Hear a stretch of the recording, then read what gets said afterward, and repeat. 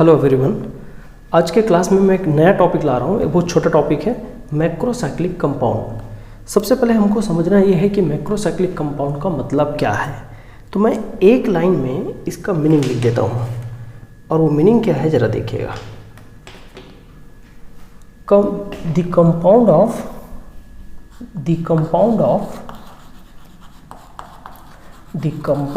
of macrocyclic ligand, the compound of macrocyclic ligand is known as macrocyclic compound। एकदम छोटा सा definition लिया हूँ, है ना।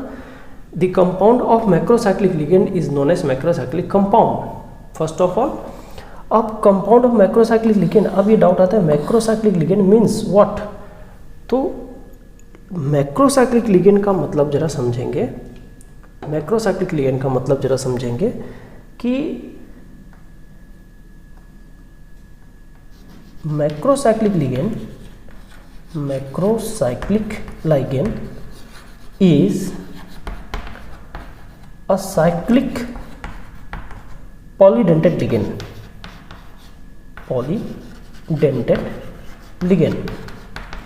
ठीक है, cyclic polydentate ligand. For example एक होता है क्राउन ईथर, नाम सुने, क्राउन ईथर, और दूसरा होता है क्रिप्टेंड। ये दो वेल नोन मैक्रोसाइक्लिक लिगेंड है। तो इसी लिगेंड के कंपाउंड को मैक्रोसाइक्लिक कंपाउंड बोलते हैं। एक नया पॉइंट और क्या समझेंगे कि ये जो मैक्रोसाइक्लिक लिगेंड है, ये मैक्रोसाइक्लिक कंपाउंड, जब ऐसे लिखूं, मैक्रोसाइक्लिक कंपाउंड बनाता कौन है? Macrocyclic ligand. मैक्रोसाइक्लिक लिगेंड का क्या मतलब है? क्राउन ईथर और क्रिप्टेंड। ये जो क्राउन ईथर और क्रिप्टेंड है वो एक्चुअली किसी मेटल को बाइंड करके ये कंपाउंड बनाता है। ये सिर्फ एक पार्ट है, अभी मेटल पार्ट एक और होगा। तो मैं यहाँ लिख देता हूँ कि ये हो गया दूसरा सेंटेंस। तीसरा सेंटेंस क्या कि macrocyclic ligand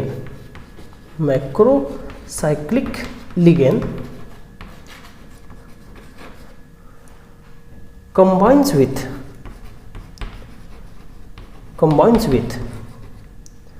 alkali metal, only alkali ना, कोई दूसरा नहीं, अल्कली मेटल टू फॉर्म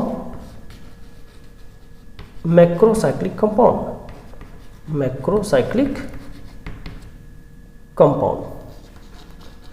अब वो अल्कली मेटल कौन कौन सा, उनको समझिए। अल्कली मेटल मतलब फर्स्ट एस ब्लॉक, उसमें आता है लिथियम, उसमें आता है सोडियम, उसमें आता है पोटेशियम, रुबिडियम, सीजियम, ये आते हैं। तो अब आपको एक आइडिया आ गया कि मैक्रोसाइक्लिक कंपाउंड एक्चुअली होता क्या है। तो मैं यहाँ बोल सकता हूँ मैक्रोसाइक्लिक कंपाउंड का मतलब क्या।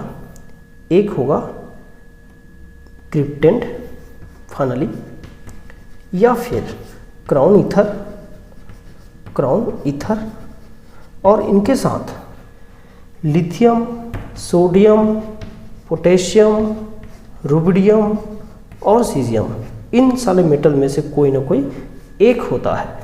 तो इसको बोलते हैं मैक्रोसाइक्लिक कंपाउंड। तो ये जो लास्ट में लिखा हूँ वो केवल और केवल एक शॉर्ट नोटेशन है कि मैक्रोसाइक्लिक कंपाउंड कब बोलेंगे, किसको बोलेंगे। तो ये दो लिगेंड का नाम याद रखना, क्रिप्टेंड और क्राउन ईथर। क्रिप्टेंड और क्राउन ईथर, और जो मेटल होता है वो याद रखना केवल और केवल फर्स्ट एस ब्लॉक होगा। Lithium, sodium, potassium, rubidium, caesium, francium भी नहीं, फ्रांसियम रेडियो एक्टिव एलिमेंट है, उसको छोड़ देंगे। ठीक है, ये प्रॉपर डेफिनेशन मैंने लिखा है। अब जब हम ये कंपाउंड बनाना चाहते हैं ना, तो इसके भी कई टाइप आएंगे, क्राउन ईथर के कई टाइप आएंगे, और मेटल इनमें से है। तो पर्टिकुलर टाइप के क्राउन ईथर में, पर्टिकुलर टाइप के क्रिप्टेंड में, इनमें से कोई एक मेटल की कैपेसिटी बहुत अच्छी होती है, बाकी के कैपेसिटी कमज़ोर होती है। तो एक्चुअल में यहाँ पर जो गवर्निंग फैक्टर है, जो इनको डिसाइड करता है इनकी स्टेबिलिटी को, वो होता है ओनली साइज के अलावा कोई फैक्टर नहीं होता, है ना भाई।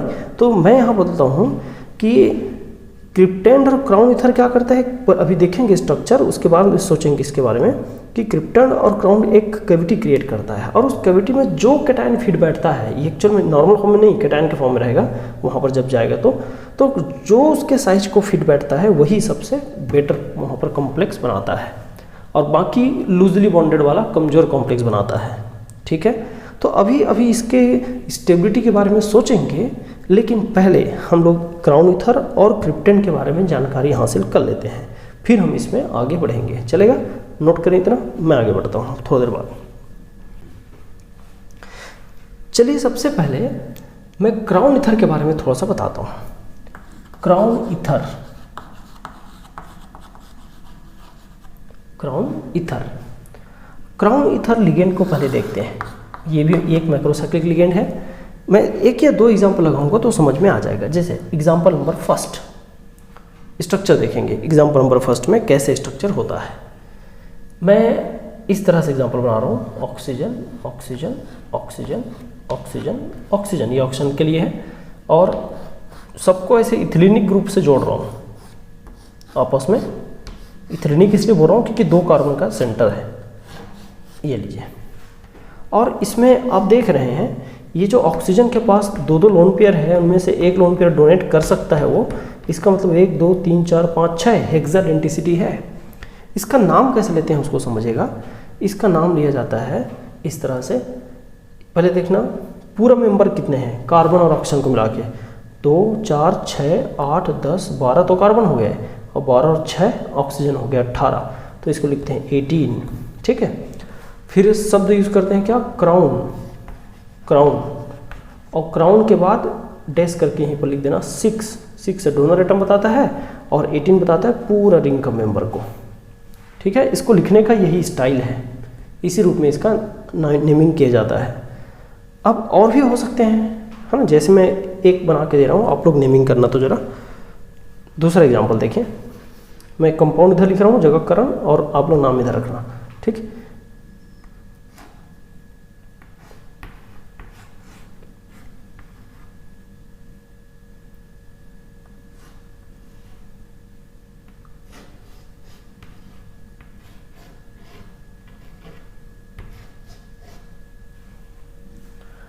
हाँ देखें, दो 4 6 8 10 और 1 2 3 4 14 हो गया। एक मिनट पे वापस देख लो, 2 4 और 1 5 15 हो गया, सॉरी 15 क्राउन और डोनर एटम कितना 1 2 3 4 5 डेस 5। ये इसका नाम है, ये इसका और ये इसका। ठीक है, क्लियर है। तो क्राउन ईथर इसको बोलते हैं। क्राउन ईथर में आप देख रहे हो ये क्राउन क्यों बोला जाता है। क्राउन जैसे हम लोग ताज बोल सकते हैं, है ना, जैसे ऐसे इसको सर में जब मुंडी के ऊपर जब ऐसे पहनते हैं, है ना, मिस वर्ल्ड मिस यूनिवर्स वाला, तो ऐसा ये मुंडी के ऊपर पहनते हैं तो ये फिट हो जाएगा, है ना। क्राउन मतलब ताज जैसा, मुकुट जैसा। अब इसके कैविटी के ऊपर ये जो कैविटी दिख रहा है उसके साइज का हम लोग उसमें ऐसे सर पे रख सकते हैं इसको, क्राउन जैसा, इसलिए इसको क्राउन बोलते हैं। क्राउन मतलब हिंदी में ताज बोल सकता हूँ। ठीक है, अब क्राउन में ये जो बीच में जो फिट होगा वो होगा मेटल। तो ये जो कैविटी है, ये कैविटी में ही मेटल आएगा। अब इस कैविटी में जो साइज परफेक्ट होगा वही साइज सबसे बेस्ट फिट होता है ना। तो ये जितना इधर साइज बढ़ेगा उतना वहाँ बड़े साइज का मेटल चाहिए रहेगा। तो वो हम लोग आगे डिसाइड करेंगे। पहले ये हो गया क्राउन ईथर का डेफिनेशन और एग्जाम्पल। अब चलते हैं क्रिप्टेंड के बारे में। क्रिप्टेंड क्या होते हैं, थोड़ा सोचेंगे क्रिप्टेंड के बारे में। ठीक है भाई, हाँ देखेंगे क्रिप्टेंड क्या है। हो गया, जरा देखिए। अब हम लोग बात करते हैं क्रिप्टेंड लिगेंड के बारे में। क्रिप्टेंड समझेंगे, क्रिप्टेंड लिगेंड क्या है। क्रिप्टेंड को अलग अलग टाइप बोला जाता है। क्रिप्टेंड का जो दिखाने का तरीका है ना, उसको शो कैसे करते हैं जरा देखना। एक कैपिटल से लिखते हैं और यहाँ पर कुछ डिजिट रहता है, एक्स वाई जेड कुछ भी ऐसे शो किया जाता है। ये इसको दर्शाने का तरीका है। हालांकि इसका मीनिंग होता है सी फॉर तो क्रिप्टेंड हुआ, एक्स वाई जेड उसमें डोनर एटम के बारे में बात होती है तो कैसे उसको सोचते हैं, जैसे एग्जाम्पल टू एग्जाम्पल मैं वेरी करा के दिखाता हूँ। फर्स्ट है क्रिप्टेंट C211, ठीक है। दूसरा लेता हूँ C221, तीसरा C222 और जो चौथा है वो है C322। ये 4 फेमस क्रिप्टेंट मॉलिक्यूल हैं, इन्हीं 4 के बारे में हमको पढ़ना है। जरा देखे तो भाई चारों का 211 का क्या मीनिंग है, ये कैसे दिखाया जाता है। थोड़ा सा स्पेस लेके मैं यहाँ दिखा रहा हूँ, ध्यान नहीं देना कि यहाँ एक नाइट्रोजन, यहाँ पर भी एक नाइट्रोजन और यहाँ ऑक्सीजन ऐसे, फिर यहाँ देखें यहाँ ऑक्सीजन ऐसे और यहाँ पर एक और ऑक्सीजन इस तरह से, ठीक है। मैं ऐसे लगाया हूँ। अब बाकायदा इसको आप 3D में दिखा सकते हो, तो 3D में हम लोग इसको प्लेन में रखते हैं, इसको बिलो द प्लेन रखते हैं ऐसा, और इसको एबव द प्लेन रख देते हैं, ठीक है ना। तो ये एक्चुअल में दिखता कैसे, ऐसा एक बगी बॉल जैसा, ऐसे एग शेप राउंडेड, एक ऊपर एक इधर और एक इधर, एक ऊपर एक इधर एक इधर, चारों तरफ से ऐसा बीच में कैविटी बना के। तो ये जो है वो जो स्ट्रक्चर बना। अब इसमें एक डाउट आता है, ये जो बीच बीच में जो सिंगल लाइन खींचते हो ये इतना छोटा नहीं है, एक्चुअल में ये पिछले जैसा है। कैसे भाई, ऐसा करते थे ना, ऐसे, बिल्कुल ऐसे ही। ये इथिलीनिक है, कहने का मतलब हर यहाँ पर जो कार्बन है वो 2 कार्बन का चैन, ये 2 चैन दिख रहा है वो 2-2 कार्बन का चैन है, जैसे पीछे था क्राउन ईथर में था बिल्कुल वैसे ही। अब नाम कहाँ से आया, नाइट्रोजन यहाँ पर क्रिप्टेंट में कंपलसरी है, उसको लिखा नहीं जाता नाम में, तो ये 211 इस तरह से आता है, ठीक है। फिर देखें दूसरा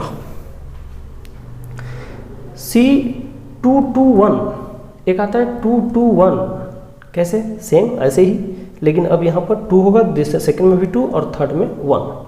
कैसे देखें, N ये लीजिए 2 हो गया और यहाँ पे 1, क्लियर, 221 सेम।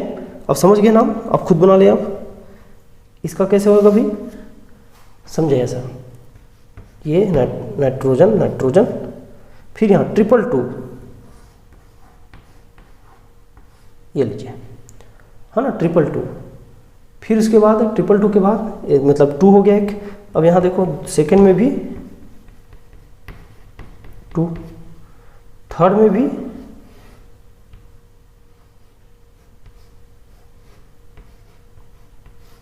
ये लीजिए 2, इस तरह से 2 2 2 ऑक्सीजन की संख्या। फिर यहाँ से देखना, इसमें आते हैं 322 है। अब बना सकते हो, आप खुद बना सकते हो, नाइट्रोजन, ये नाइट्रोजन 1 2 3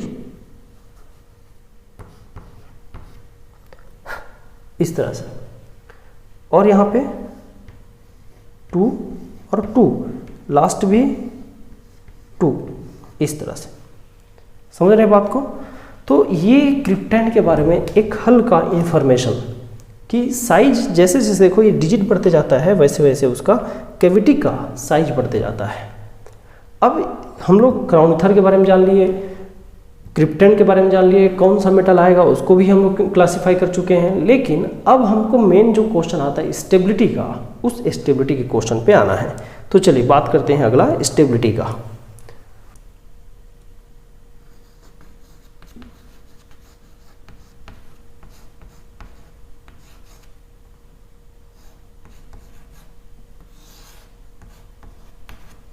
ठीक, इसी कंपाउंड की अब हम स्टेबिलिटी की बात करने वाले हैं। कैसे, जरा देखिए, स्टेबिलिटी का एक और एक ही लॉजिक है, वो लॉजिक मैं आपको बताता हूँ, है ना। कैसे, जरा देखेंगे।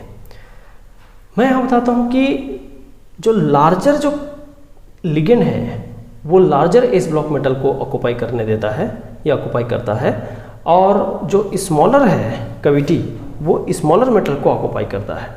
तो साइज के हिसाब से यहाँ पर स्टेबिलिटी डिसाइड होता है। तो मैं यहाँ लिख देता हूँ here stability is mainly decided by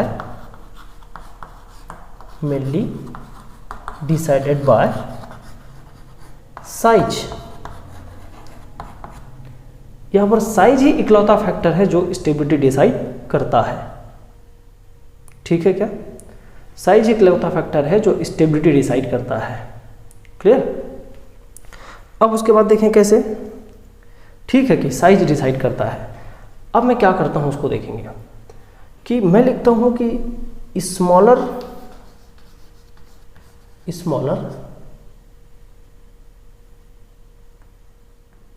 macrocyclic ligand. अच्छा, हम लोग इसको ना दो तरह से देखेंगे। पहले लॉजिक तो बता देता हूं। Smaller macrocyclic ligand is ligand form stable complex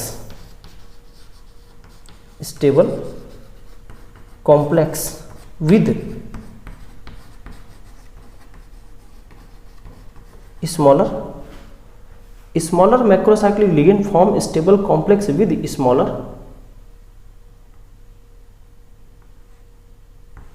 metal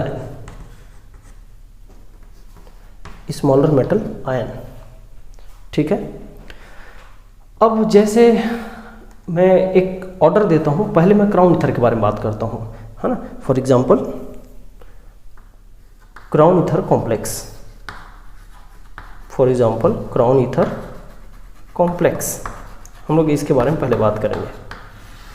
crown ether complex, तो क्राउन ईथर कॉम्प्लेक्स की स्टेबिलिटी के बारे में पहले बात करेंगे, फिर हम चलेंगे क्रिप्टेंट के बारे में। तो मैं यहाँ पर 3 क्राउन ईथर के बारे में बताना चाह रहा हूँ, है ना। अब मैं क्राउन ईथर को भी शॉर्ट में लिख रहा हूँ, जरा देखिएगा। एक लिखता हूँ, ये जो लिख रहा हूँ वो काफ़ी इंपॉर्टेंट है। यहाँ ना क्वेश्चन ज़्यादातर याद करने वाले होते हैं, क्योंकि स्टेबिलिटी ऑर्डर को तो कौन किस में फिट बैठेगा वो आप साइज को तो बाहर से पहचान नहीं सकते, कम से कम एक आध क्वेश्चन का तो आइडिया लेना पड़ता है। जैसे देखें, मैं सबसे पहले लेता हूँ क्राउन 5, है ना। मैं इधर का साइज नहीं लिखा हूँ, इधर का साइज लिखा हूँ। अब इधर का साइज कुछ भी हो, यहाँ से देखना है आपको। क्राउन 5 सबसे छोटा है, फिर यहाँ से क्राउन 6 और क्राउन 7, ये 3 लिया जा रहा है। Crown 5, crown 6, crown 7। क्राउन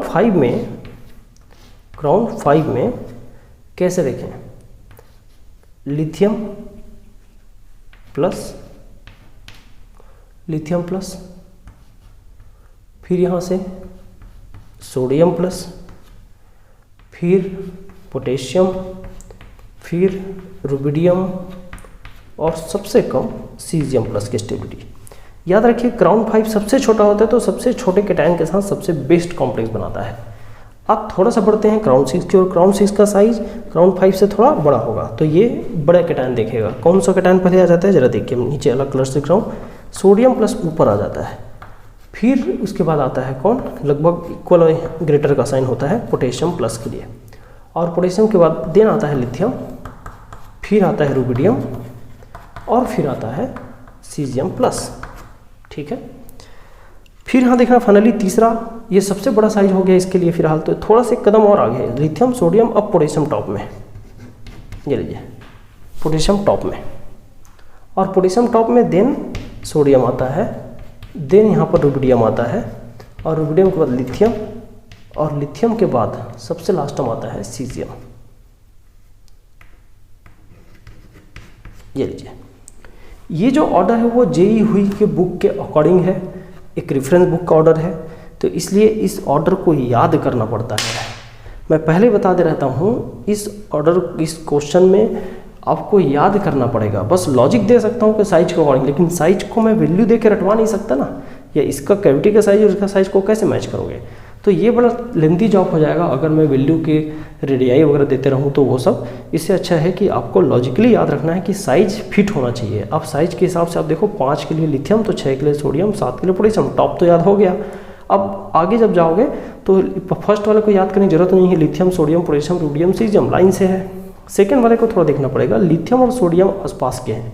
उसके बाद तीसरे नंबर पर लिथियम गया है, बाकी फिर रेगुलर है।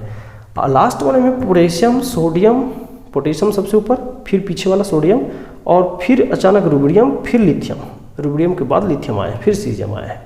तो मैं इस ऑर्डर को रेफरेंस बुक से लाया हूँ, इसलिए मैं कुछ नहीं कर सकता, यहाँ बस कारण बता सकता हूँ। प्रॉपर साइज एक्चुअल में जिसका फिट बैठता है उसके हिसाब से यहाँ पर कैविटी रहती है। ठीक है, हो गया भाई? हाँ, तो ये आपके लिए याद करने का मैटर है। क्वेश्चन यहीं से है। चलिए, ये तो हो गया क्राउन ईथर के बारे में। हम चलिए क्रिप्टेंट पे चलते हैं। क्राउन ईथर हो गया, अब क्रिप्टेंट पे चलते हैं। अब हम बात करते हैं फॉर क्रिप्टेंट। क्रिप्टेंट, ठीक है, फॉर क्रिप्टेंट। तो क्रिप्टेंट कॉम्प्लेक्स में same logic, larger complex with larger cation, smaller complex smaller ligand with smaller cation. तो पहले ये देखिएगा, हम इस केस में क्या कर सकते हैं, यहाँ भी एक ऑर्डर फॉलो करना पड़ेगा, लेकिन इसके ऑर्डर को ना थोड़ा अलग तरीके से दे रहा हूँ। ठीक है, कैसे देखेंगे? कोई मेटल यहाँ पर है, लॉजिक वही है, लॉजिक इज सेम, है ना, कि larger with larger, larger with larger. अब ये लार्जर विद लार्जर का क्या मतलब हुआ भाई? लार्जर क्रिप्टेंट तो लार्जर मेटल, स्मॉलर क्रिप्टेंट तो स्मॉलर मेटल। ये इसका लॉजिक है। मैं शॉर्ट में लिखा हूँ, ये पीछे भी लिखा है, लिखने की जरूरत नहीं है आपको, आप सीधा ऑर्डर से शुरू कर सकते हैं। लेकिन यहाँ याद रखें ऑर्डर किस बेस पर बनाया गया। तो पहला चीज़ ये समझना है, यहाँ पर मैं ग्राफ दूंगा, और ग्राफ में कैसे, ये मिसलर एंड टारो बुक के हिसाब से है, क्योंकि हुई में इस क्रिप्टेंट के बारे में ज़्यादा बात नहीं किया है ना, और मिसलर एंड टार में क्रिप्टेंट के बारे में ज़्यादा बात किया है। तो दोनों बुक के डाटा को मैं मिला दिया हूँ, जिससे एक नोट्स तैयार हुआ है। ठीक है, हाँ, समझेंगे। यहाँ पर देखें कि एक मेटल हमने लिया और इसको क्रिप्टेंट एक्स वाई और जेड के साथ कंबाइन किया, और ये रिवर्सिबल प्रोसेस से होता है। और यहाँ पर जो कांस्टेंट आया उसी को हम इसका स्टेबिलिटी कांस्टेंट बोलते हैं, और ये कंपाउंड बना लिया अब CXYZ इस तरह से। तो क्या किया गया कि एक ग्राफ प्लॉट किया गया, किसके किसके अगेंस्ट, वो जरा देखिएगा कि इधर क्या लिखा गया। ये जो K है ना, उस log K को रखा गया, स्टेबिलिटी कांस्टेंट बोलते हैं या फॉर्मेशन कांस्टेंट बोलते हैं। ये वैल्यू जितना बड़ा होता है उतना ज़्यादा स्टेबिलिटी होता है, ये याद रखना है ना। क्या बोला भाई? K स्टेबिलिटी कांस्टेंट है, और K का इंपॉर्टेंस क्या है? K का वैल्यू जितना बड़ा होगा, है ना, इस K का वैल्यू जितना बड़ा होगा उतना यहाँ पर क्या आता है? स्टेबिलिटी आता है। और इस कॉलम में क्या रखा गया भाई? देखें जरा, ये जो हॉरिजॉन्टल कॉलम है उसमें क्या रखा गया? इसमें रेडियाई रखा गया, है ना, जो कैटायन है उसकी रेडियाई रखा गया। कैटायन मतलब ये मेटल का, लिथियम सोडियम पोटेशियम, उनकी रेडियाई, और उनके दोनों के बीच ग्राफ प्लॉट किया गया। तो जो ये इस तरह से वेरिएशन आएगा भी, मैं दिखाऊंगा उसको।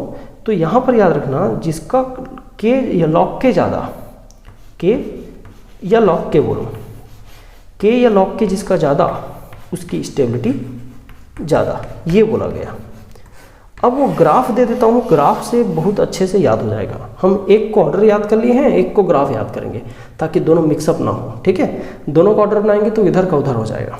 तो इसीलिए हम लोग क्या कर रहे हैं, ग्राफ और एक इसको हम क्रिप्टेंट वाले सिस्टम को ग्राफ से याद रखेंगे और उस वाले सिस्टम को ऑर्डर से। ठीक है, चलिए मैं एक बड़ा ग्राफ देता हूँ। जितना हम लोग 4 तरह का क्रिप्टेंट पढ़े, 4 तरह का क्रिप्टेंट का 4 ग्राफ मैं आपको दे रहा हूँ, है ना। कैसे, ध्यान देंगे।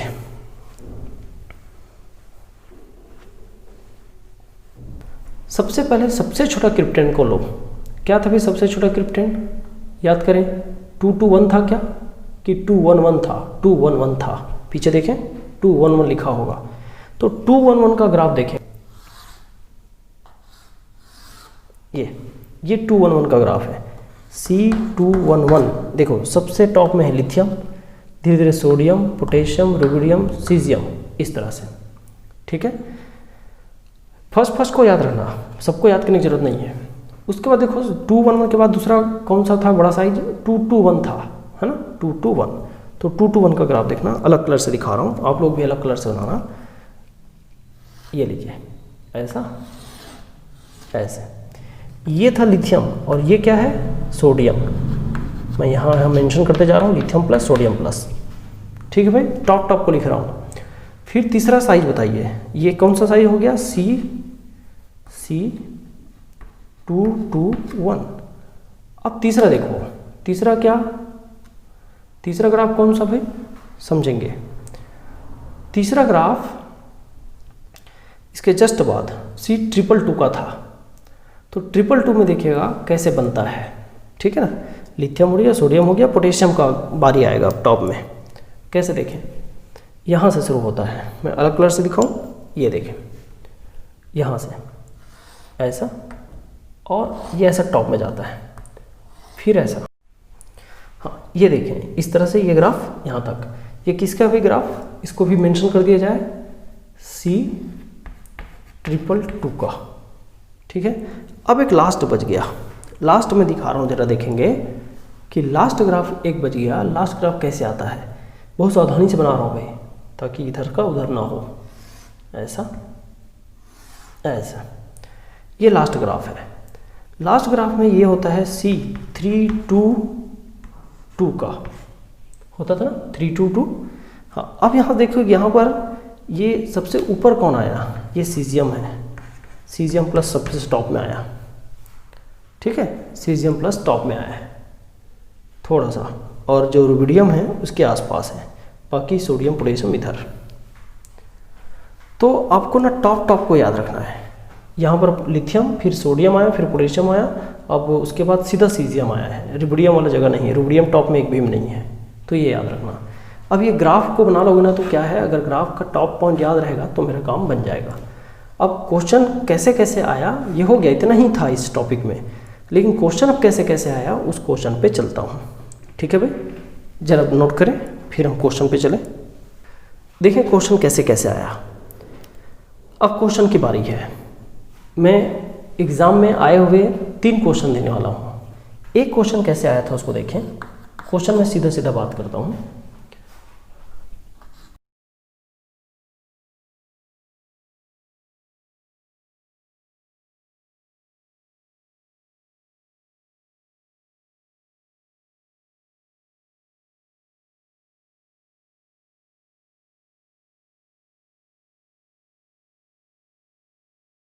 ये क्वेश्चन एक बार आया हुआ है, ये एग्जाम के बी पार्ट में आया हुआ है। अब इस क्वेश्चन को एक बार मैं रीड करता हूँ, फिर हम लोग इसके सॉल्यूशन को सोचते हैं। जरा देखें, 12 crown 4 binds with the alkali metal ion with the following order: lithium, sodium, potassium, rubidium नहीं है, cesium indirect. It is due to, पहला option change in entropy being positive, दूसरा conformational flexibility of the crown ether, तीसरा hydrophobicity of the crown ether, चौथा right size of the cation. बोलिए, खुद उससे हो जाना चाहिए। ये फर्स्ट टाइम का क्वेश्चन है, जब ये इस टॉपिक पर क्वेश्चन फर्स्ट टाइम बनाना तो यही क्वेश्चन आया। तो देखिए क्वेश्चन कैसे, मेरे ख्याल से तो एक ही आंसर है इसका, राइट साइज ऑफ कैटायन। भाई मैं तो बार बार चिल्ला के बोल रहा हूँ कि यहाँ पर केवल साइज और साइज फैक्टर है, जो कैविटी का साइज है उसी साइज का कैटायन मिलेगा तो एग्जैक्टली फिट होगा, और एग्जैक्टली फिट होगा तो स्टेबिलिटी अच्छी होगी, लूज नहीं होगा ना ही टाइट होगा। समझ रहे हो बात को? तो ये राइट साइज है, ओनली और ओनली साइज ही तो इंपॉर्टेंट फैक्टर होता है क्राउन ईथर टाइप के कॉम्प्लेक्स या मैक्रोसाइक्लिक कंपाउंड के स्टेबिलिटी के लिए। कोई अदर फैक्टर को सोचो मत। वैसे भी एंट्रोपी यहाँ पॉजिटिव दे चाहे नेगेटिव दे, उससे कोई मतलब नहीं है। साइज और साइज, अगर साइज है तो साइज, उसके बाद हम कुछ दूसरा सोचते रहेंगे, ठीक है। उसके बाद बोल सकता है कि जिसका फॉर्मेशन कांस्टेंट वो जो के लिखे थे ना वो हाई हो, ऐसा बोल सकता है। Entropy positive, actually entropy positive नहीं होता यहाँ पर, इसलिए ये गलत है, एंट्रोपी एक्चुअली गिरता है, ठीक है। तो size is of the cation is right answer. बढ़ो चलिए,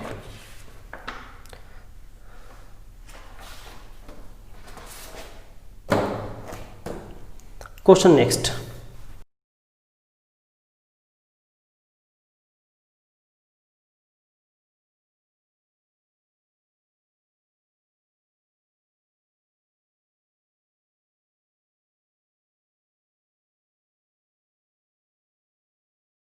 मैं एक बार रीड करूँ।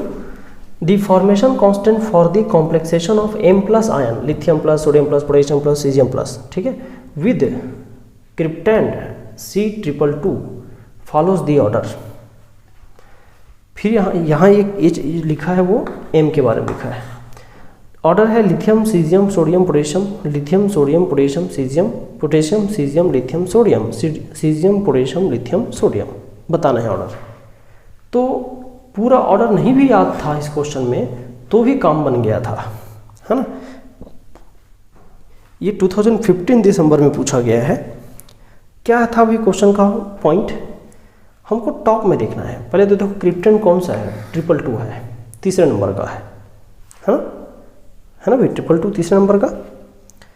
तो अब इसमें कौन सा ज़्यादा स्टेबल होता है, पीछे हमको ग्राफ बना रखे हैं, तो वो ग्राफ को देखिए आप, पीछे के ग्राफ को आप कॉपी में रिपीट करके देखिए कौन सा सबसे टॉप में आया था। तो ये तीसरे नंबर का, तो तीसरा item sodium, lithium, sodium, potassium. तो लिथियम, सोडियम, पोटेशियम, पोटेशियम को देखना है कहीं पर, ये है पोटेशियम टॉप में, हो गया आंसर, ठीक है बात। तो पोटेशियम का साइज इसके लिए सबसे परफेक्ट है।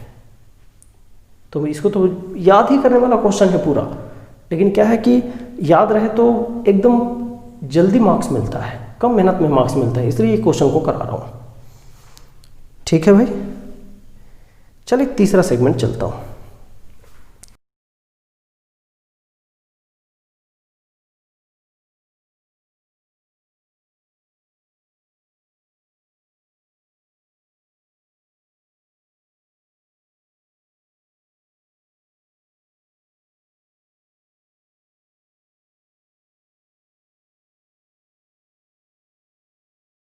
ये है कंप्लीट क्वेश्चन, है ना, कंप्लीट क्वेश्चन है। अब जरा सुने, इसमें एक नोट पॉइंट की जरूरत पड़ेगी जो मैं अभी बताऊंगा। क्वेश्चन एक बार मैं रीड करता हूँ। The magnitude of the stability constant for potassium plus, एक ही कॉम्प्लेक्स दिया है, एक ही मेटल दिया है, potassium plus, for complex of the following supramolecular force, है ना, सुपरामॉलिक्यूलर फोर्स बोला है, फॉलोज द ऑर्डर। अच्छा, सुपरामॉलिक्यूलर लिगेंड दे दिया, इसको हम सुपरामॉलिक्यूलर केमिस्ट्री भी बोलते हैं। ये जो हम लोग पढ़ रहे हैं ना टॉपिक, उसको सुपरामॉलिक्यूलर केमिस्ट्री बोलते हैं। सिलेबस में एक बहुत सा छोटा टॉपिक है, लेकिन उससे क्वेश्चन एक दो बार बने हैं। अब यहाँ देखें कि ये तीनों में आपको पहला चीज़ बताना है कि इन तीनों में, है ना, इन तीनों में कि अच्छा डोनर एबिलिटी किसकी है ना। देखो आप गौर से देखिए, तीनों में स्टेबिलिटी ऑर्डर पूछा है। देखो साइज में ज़्यादा अंतर नहीं है, क्योंकि केवल और केवल एटम में अंतर है, नाइट्रोजन, ऑक्सीजन, सल्फर, यहाँ दोनों जगह सल्फर, ठीक है। अब आपको पिक करना है एक ऑप्शन को जिसमें से ये ऑर्डर बता रहा हूँ। तो मैं एकदम सिंपल वे बोलता हूँ पहचानने का, कि आपको देखना है कि नाइट्रोजन, ऑक्सीजन, सल्फर में से बेटर इलेक्ट्रॉन डोनर या इलेक्ट्रॉन रिच कौन है। कुछ लोग सल्फर बोल रहे हैं, पक्का सल्फर बोल रहे हैं, लेकिन गलत है भाई, सल्फर नहीं। सबसे देखो, बेसिसिटी अलग चीज़ होती है, इलेक्ट्रोनेगेटिविटी हमेशा जरूरी नहीं बेसिसिटी को डील करे, है ना। ये हम ऑर्गेनिक में सीखेंगे सब पहचानना, लेकिन अभी याद रखें फिलहाल के लिए, ये अभी डिटेल नहीं बता पाऊंगा, इतना बहुत बड़ा है। नाइट्रोजन की डोनर एबिलिटी सबसे, पहले ये बताओ, नाइट्रोजन और ऑक्सीजन में तो नाइट्रोजन का समझ में आता है ना, नाइट्रोजन और ऑक्सीजन में नाइट्रोजन का समझ में आता है। क्यों? नाइट्रोजन वाला कम इलेक्ट्रोनेगेटिव है, तो इलेक्ट्रोनेगेटिव कम तब देखते हैं जब दोनों का साइज बराबर है। लेकिन ये सल्फर और जब नाइट्रोजन में कंपेयर करोगे तो यहाँ पर इलेक्ट्रोनेगेटिविटी नहीं, यहाँ पर क्या देखते हैं, यहाँ पर देखा जाता है इलेक्ट्रॉन की डेंसिटी। छोटे साइज में इलेक्ट्रॉन डेंसिटी ज़्यादा होता है और ये बड़ा साइज है, तो इन दोनों में छोटा साइज है इसलिए इलेक्ट्रॉन डेंसिटी ज़्यादा है, इससे ये सबसे पीछे आएगा। अब इन दोनों में देखा है तो अब इलेक्ट्रोनेगेटिविटी देखेंगे, किसका इलेक्ट्रोनेगेटिविटी कम है, तो ये इलेक्ट्रोनेगेटिविटी कम है, तो ये बेटर डोनर है। सबसे बेस्ट डोनर है कौन, ये, फिर ये, फिर ये। तो आंसर क्या हो गया, ए बी सी। ठीक, तो ये थोड़ा सा डोनर एबिलिटी को पहचानने के लॉजिक से हुआ। कैसे पहचाना समझ में आया? सल्फर, ऑक्सीजन और नाइट्रोजन के डोनर एबिलिटी को पहचानना था बस। छोटा साइज, मोर इलेक्ट्रॉन डेंसिटी, ये दोनों ऊपर रहेंगे इससे। फिर इन दोनों में सेम साइज वाले में क्या करेंगे, लगभग सेम साइज है तो less electronegative more electron donor ability रखता है, तो इसीलिए आंसर हो गया सी या थर्ड। हो गया भाई? तो मुझे और कोई नोट पॉइंट बनाने की ज़रूरत नहीं पड़ी है, इस लॉजिक से काम हो गया है। ये 3 क्वेश्चन आए हुए हैं, उसके बाद कुछ दिन रुक गया है क्वेश्चन, हो सकता है बीच में और क्वेश्चन आ जाए, तो 2-3 बार से भी नहीं आया है। ठीक है, चलिए इस टॉपिक में इतना।